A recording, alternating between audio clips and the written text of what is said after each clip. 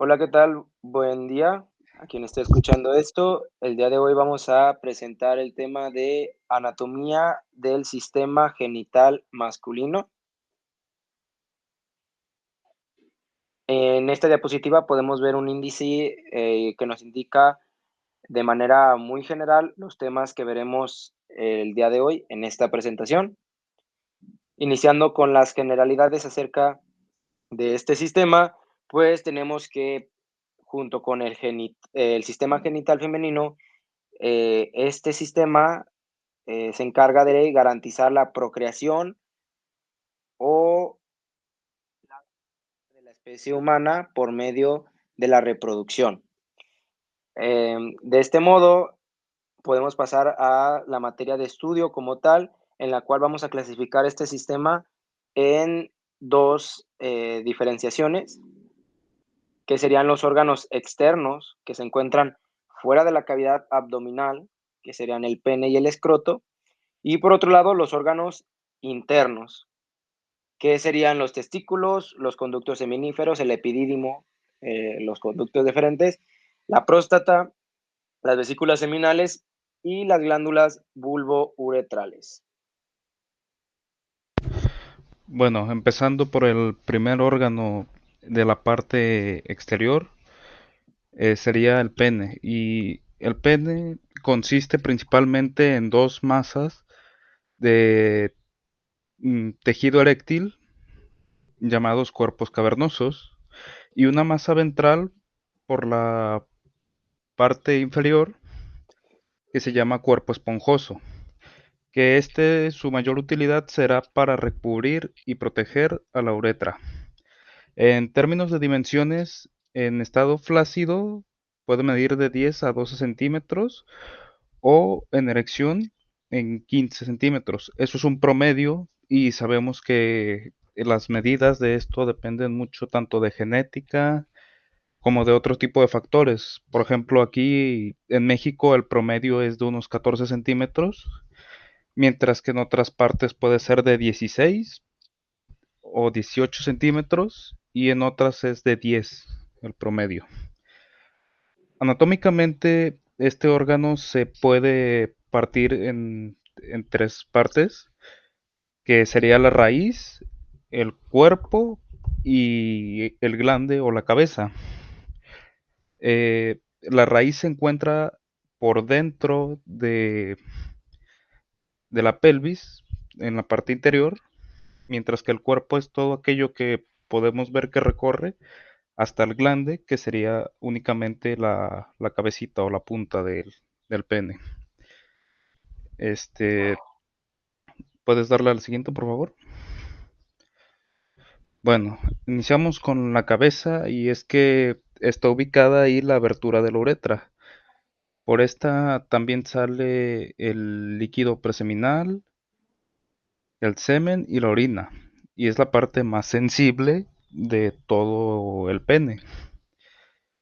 El cuerpo se extiende desde la punta del pene hasta la cavidad abdominal. Tiene dos caras superiores, el que es el dorso del pene, y una inferior donde se aprecia un levantamiento o una prominencia que corresponde al paso de la uretra. Y la raíz del pene está formada por dos cuerpos cavernosos y el inicio del cuerpo esponjoso. Esta parte, les repito, no es visible ya que está por dentro de la cavidad abdominal. Bueno, eh, estos órganos son eréctiles. Entonces, empecemos. ¿Le puedes dar a la siguiente, por favor? Con los cuerpos cavernosos. Son dos, izquierdo y derecho. En un estado de flacidez pueden medir hasta 20 centímetros y pues recordemos que estos están hasta, o sea, desde el cuerpo hasta la raíz. Entonces, el tamaño que vemos por fuera no es realmente el tamaño completo. Los cuerpos cavernosos se afilan hasta llegar hasta el glande, hasta la cabeza. En la base estos son más anchos y ya casi al final se vuelven delgados. Están envueltos en túnica albuginia, que es una capa protectora del tejido conectivo, es resistente y es elástica para que los cuerpos cavernosos mantengan su forma. Y cabe recalcar que dependiendo eh, el tipo de tejido que tengas en el pene, puede ser que tu pene se pueda contraer o estirar dependiendo de la elastina que tengas. Eh, por dentro se forma una pequeña lámina que se encuentra con otras para formar una estructura trabecular. Y en el caso del cuerpo esponjoso, envuelve en su totalidad a la uretra. Recordemos que esa es como su mayor función. Produce un levantamiento semicilíndrico en la cara inferior y corresponde al trayecto de la uretra al glande. Por último, en la vascularización, esta es muy importante ya que en el pene, en la parte superior, podemos ver una vena grande que es la vena dorsal profunda, que es la que mayormente es evidente. Y pues las estructuras que se encargan de vascularizar es la arteria pudenda externa, la peritoneal, la pudenda interna y ramas de la pudenda interna también. Y bueno, a continuación hablaremos acerca del escroto, que en conjunto con el pene, como lo mencionábamos al inicio, pues conformaría el segundo órgano eh, externo que tenemos en el sistema genital masculino. Em, el escroto como tal es un conjunto de envolturas que cubren y que revisten a los testículos y las vías excretoras fuera del abdomen. Si diseccionáramos el escroto, podríamos encontrarnos con las siguientes capas, que son las que vemos en la imagen. De manera más superficial podemos encontrar la piel, luego estaría pues el tejido subcutáneo, posteriormente el músculo dartos, que en este caso es la segunda capa, y se encuentra eh, anterior a la fascia espermática superficial y se compone de fibras musculares lisas que se adhieren a la piel. Algo curioso con respecto a este músculo dartos es que existe algo que se le conoce como el reflejo de dartos, que es una situación, un fenómeno en el cual estos músculos se van a contraer en respuesta a los cambios de temperatura ambiental. Es decir, que cuando nos encontremos en algún lugar o inclusive en alguna temporada del año en la que se presenten temperaturas ambientales muy bajas, entonces se dará el reflejo de dartos en consecuencia y esto permitirá que los testículos eh, se adjunten más a la cavidad abdominal una vez que se contraigan estos músculos. Y de manera viceversa, tenemos a ese mismo reflejo, solamente que en una situación donde nos encontremos en un espacio, en algún lugar o en una temporada del año que presente una temperatura ambiental elevada, pues este reflejo hará que los testículos se alejen de la cavidad abdominal. Esto debido a que la producción de espermatozoides dentro de los testículos debe de estar a una temperatura distinta a los 37 grados que presenta en su mayor parte todo el cuerpo y la anatomía humana. Y bueno, hablando un poquito acerca de las fascias espermáticas, tanto la superficial como la profunda son capas de tejido fibroso que nos van a servir para proteger al testículo y pues estas están hechas de tejido conectivo. También está la fascia cremastérica. Esta, aquí nos vamos a encontrar con los músculos cremásteres, por eso de ahí viene el nombre de la fascia cremastérica. Y pues está compuesta de estas fibras musculares que le van a dar forma y la estructura a la bolsa testicular y también ayudarán a la elevación y descenso del testículo como mecanismo termorregulador, que ya era lo que mencionábamos con anterioridad.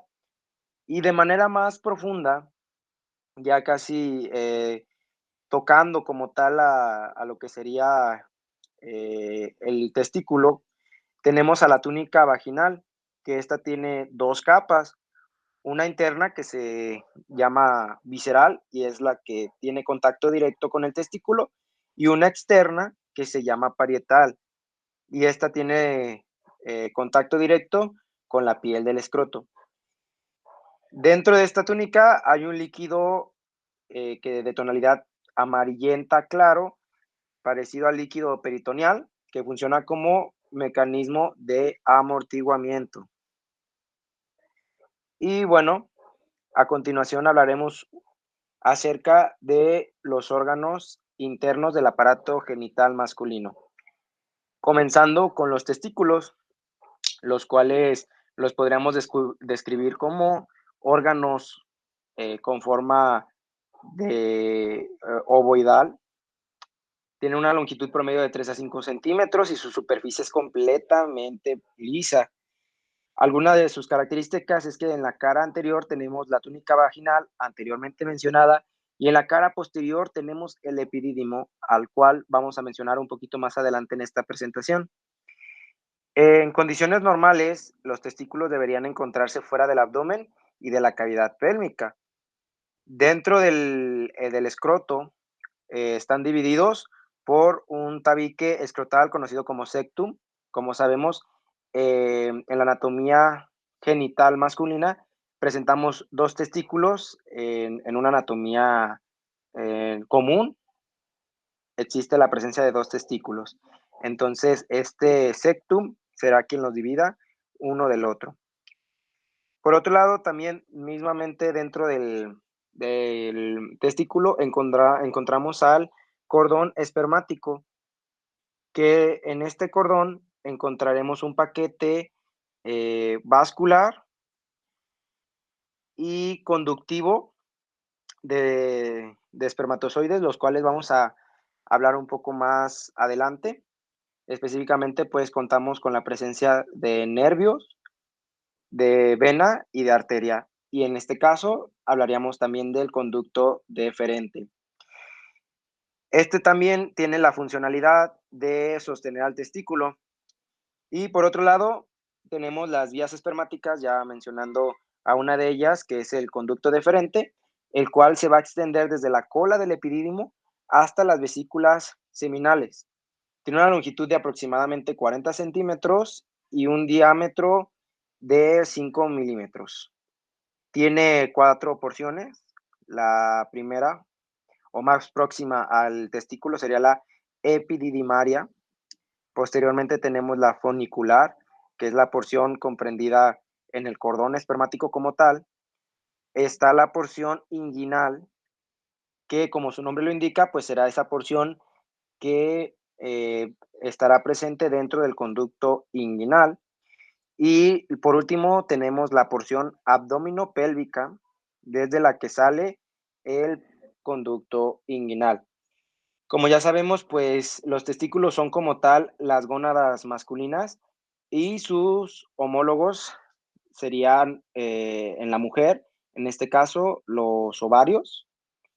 En este órgano como tal tenemos también la presencia de ciertas hormonas gonadotrópicas que nos van a hacer posible la espermatogénesis, el cual es un proceso mediante vamos a conseguir que las espermatogonias den origen a los espermatozoides. En este proceso se va a dividir en 4 fases principalmente, en las cuales vamos a presentar la primera fase, que es la espermatogónica, en la cual estas espermatogonias que estamos mencionando, por medio de mitosis, se van a reproducir y se van a diferenciar en dos tipos de espermatogonias, que serían de tipo A y de tipo B, con una peculiaridad en las cuales las tipo A se pueden volver a reproducir celularmente y solamente estas células en específico van a poderse diferenciar en espermatogonias tipo A o espermatogonias tipo B. Por su parte, las espermatogonias tipo B se van a hacer una división celular muy peculiar dentro de la anatomía humana, que solamente en esta parte del cuerpo vamos a encontrar, que es la meiosis celular, en las cuales vamos a pasar a la segunda fase, donde tenemos la espermatocítica, o que es la meiosis como tal, en la cual ahora sí los espermatocitos primarios que acabamos de concebir a partir de la primera fase, pues se van a dividir meióticamente dos veces. Y una vez que se dividan dos veces, pues vamos a presentar ahora células haploides que vamos a llamar espermátides. Y estas mismas espermátides en una tercera fase de esta espermatogénesis, vamos a diferenciarlas en espermatozoides maduros una vez que realicen un proceso de maduración que lo harán en el epidídimo, del cual vamos a hablar a continuación. Una vez que estos espermatozoides ya han alcanzado un estado maduro, pues cabe recalcar que esto lo van a lograr dentro de los conductos seminíferos, que es aquí donde vamos a tener la producción de los espermatozoides y que se encuentran dentro de unos lóbulos de 380 lobulillos aproximadamente por cada testículo. Bueno, pues estos conductos seminíferos se van a conectar directamente con el epidídimo, el cual es un tubo estrecho y alargado que está situado en la pared postero superior del testículo. Consta de tres porciones, que sería la cabeza, el cuerpo y la cola. Y esta cola pues se va a continuar con el conducto deferente. Así pues, una vez que los espermas pasan al epidídimo, se mantendrán allí hasta que por medio de la secreción de la hormona luteinizante y con el aumento de la testosterona, pues van a salir del epidídimo y van a dirigirse a su siguiente destino en el proceso de la creación del semen.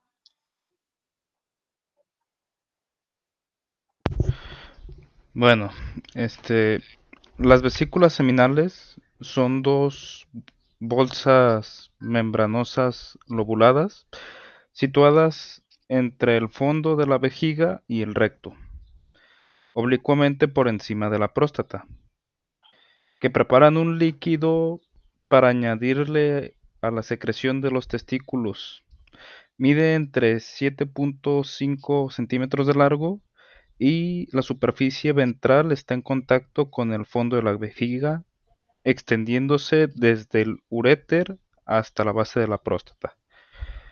Eh, las vesículas seminales pues, son dos recipientes en donde se acumula el esperma que lo acompañará a todos los espermatozoides en la eyaculación. Secreta un líquido color blanco amarillento y es muy rico en fructosa, aminoácidos, ácido ascórbico y prostaglandinas. Eh, la naturaleza alcalina de este fluido ayuda al ambiente ácido de la uretra dado por la orina y también para que los espermatozoides puedan sobrevivir a la acidez vaginal.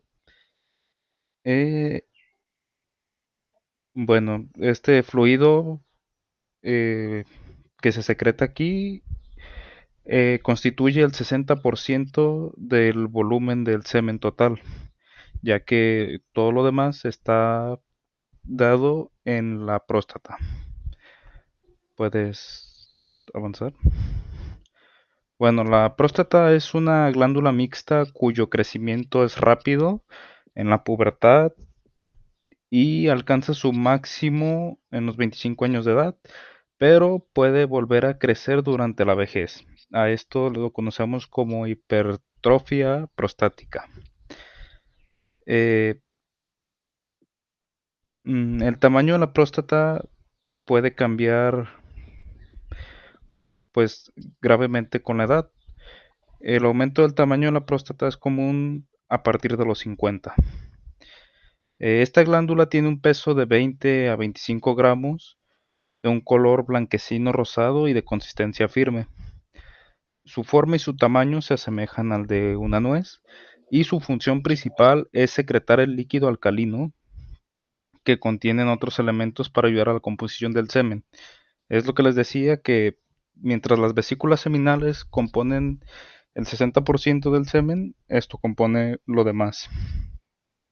La próstata está dividida en 4 secciones, que sería la zona central, que rodea los conductos eyaculadores al atravesar la próstata, la zona periférica, que el 70% del tejido glandular, la zona transicional, que rodea la uretra prostática, y la zona periuretral, que también rodea a la uretra prostática y contiene glándulas mucosas. Y pues en general también nos ayuda a cerrarse para que la orina no se mezcle con el semen, así solamente permitiendo o el paso de orina o el paso del semen.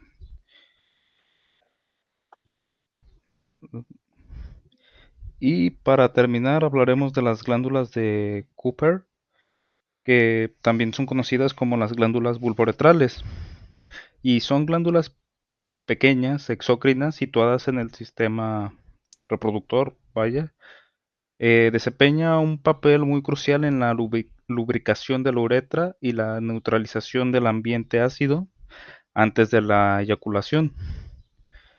Eh, Están situadas por debajo de la próstata en ambos lados de la uretra membranosa. Y pues los conductos excretores son transportadas a la uretra a través de conductos finos que desembocan en la uretra esponjosa. Estos conductos pueden medir en promedio de 2 centímetros a 2,5 centímetros. Y eso sería todo.